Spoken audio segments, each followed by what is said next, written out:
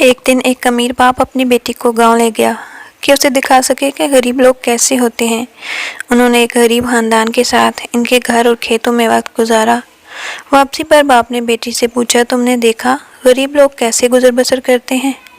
तुमने इससे क्या सबक सीखा? बेटी ने जवाब दिया, हमारे घर में तालाब है, इनके पास दरिया है। हमारे घर में रात को बरकी कमकमे जगमगाते हैं, इनके पास सितारे हैं। हम खुराक खरीदते हैं और वो खुद उगाते हैं। हमारी हिफाजत के लिए घर की लंबी लंबी दीवारें हैं और इनकी हिफाजत के लिए तो अल्लाह है। हमारे पास इंसाइक्लोपीडिया है और इनके पास कुरान है। हमारे जो काम मुलाजिम करते हैं इनके दोस्त अहबाब करते हैं। हमारी खुशी और गमी में मुलाजिम पैसे लेके काम करते हैं और इनकी खुशी गमी में दोस्त अहबाब और रिश्तेदार फ्री में ताउन करते हैं।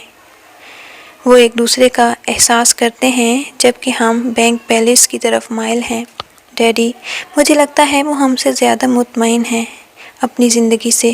डैडी, आपका बहुत शुक्रिया ये दिखाने के लिए कि हम कितने गरीब हैं।